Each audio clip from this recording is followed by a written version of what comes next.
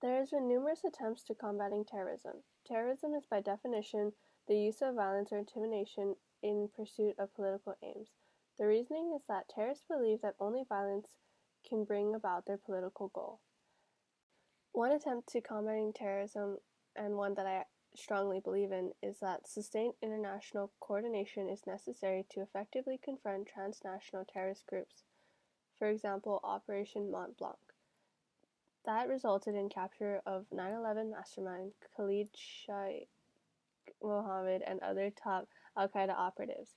It involved close coordination between intelligence and law enforcement officials from more than 12 countries over the course of almost 2 years. Lack of alliances between nations equals longer efforts and has been proven to be less effective.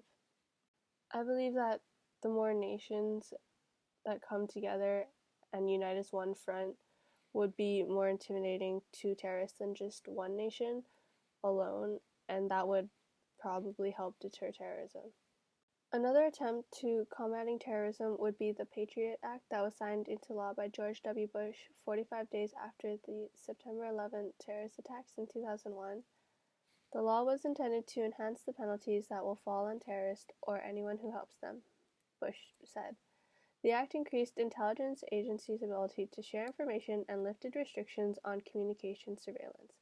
It also gave FBI increased powers to access personal information such as medical and financial records. The Patriot Act gave too much power to the executive branch to investigate Americans under a veil of secrecy, which was an invasion of privacy and took away freedom to the people and creating an imbalance in freedom and security. For decades now, high-powered people have been trying to figure out ways to combat terrorism, and Obama is a great example of his presidency and how he used drone strikes to combat terrorism, but that's proven ineffective, along with the draft. And to balance freedom and security, everyone has a place, so let them do what they are good at and thrive in it. Forcing people to fight a war that they do not want to do is a wasted effort. And freedom is to not only feel free and not tied down by fear or obligation, but it's impossible to do so without being able to trust the government.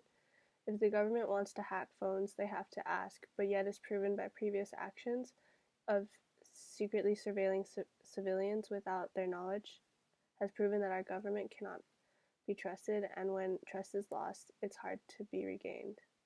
I think there have been a lot of good attempts to combating terrorism, but I don't think we have exactly found the right solution to eradicating terrorism, and that's why I believe we have to continue to keep trying new ideas to fight back.